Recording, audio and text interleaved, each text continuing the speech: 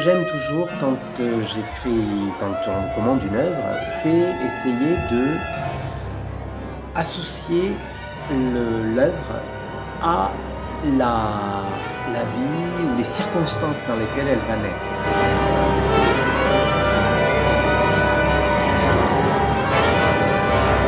Donc après mon succès à Munich en 2007, un de mes grands souhaits tout de suite, c'était de commander un concerto donc, pour trombone et orchestre symphonique. Et c'est tout naturellement que je me suis dirigé vers Patrick Bonpland.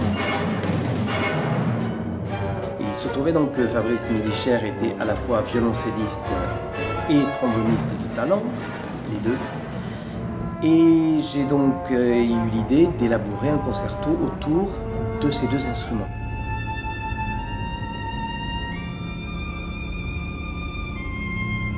Le trombone est souvent associé dans l'iconographie au jugement dernier, à des images sur l'enfer, le diable, etc.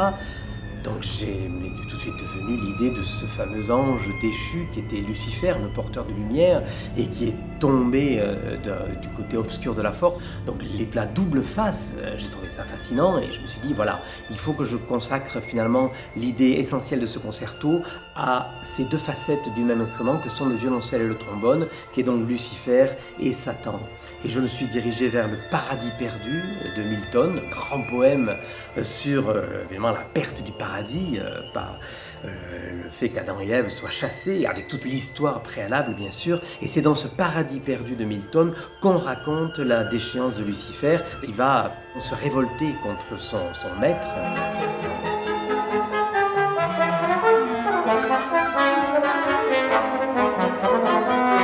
Il y a 3 mouvements. Premier mouvement, on est en pleine lumière, il s'appelle d'ailleurs Lumière, et le violoncelle énonce d'ailleurs les lettres du nom de l'interprète, commanditaire de l'œuvre, et on retrouvera d'ailleurs ces lettres jouées par le trombone au début de la cadence.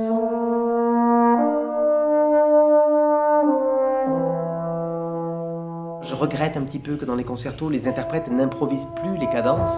Ça s'est perdu avec le temps. Donc j'ai laissé dans cette cadence le choix, j'ai écrit différentes sections et j'ai laissé à l'interprète le choix d'ordonner les différentes sections ou d'en faire que certaines. Ce qui est intéressant dans l'élaboration d'un nouveau concerto, c'est justement ce travail avec le compositeur où on peut déjà un petit peu demander un petit peu ce qu'on veut. Évidemment, il y a une sorte de relation qui se fait donc entre l'imagination, les volontés du compositeur et puis aussi les volontés d'un soliste et aussi les volontés d'un orchestre. C'est vrai que dans tous les concertos, la cadence permet de récapituler les idées du concerto, mais là en plus c'est un récapitulatif de ce qu'a fait Lucifer qui est devenu Satan. La cadence est un moyen pour lui d'essayer de faire le point. Et une fois qu'il a fait le point et qu'il s'est dit bon, je continue vers le but que je me suis fixé, et il va forger, donc bâtir son empire, son pandémonium. Et c'est le dernier mouvement du concerto, Abîme, puisqu'évidemment il est en train de réveiller ses compagnons et il forge en fait ce que sera son royaume, le royaume du mal, son royaume à lui. Et c'est une passacaille en fait, à 7-8 d'ailleurs, donc une passacaille à 7 temps qui est un petit peu déhanchée. On sent que tous ils boitent, qu'ils ont du mal à avancer.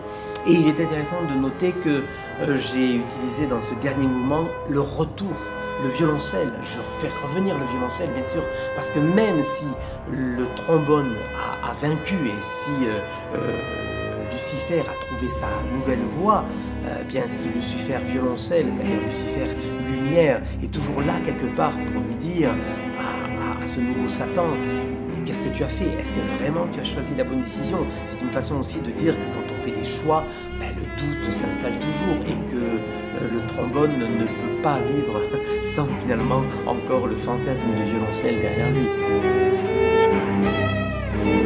Je voulais absolument un concerto qui dure plus de 20 minutes parce que je trouve qu'on manque un petit peu dans le répertoire du trombone de concertos qui sont longs.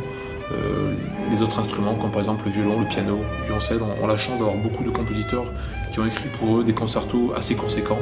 Et c'est vrai que je voulais absolument qu'on puisse proposer pour les musiciens, donc pour les trombonistes de demain, un concerto qu'on pourrait dire conséquent et aussi intéressant pour l'aspect aussi bien technique que musical.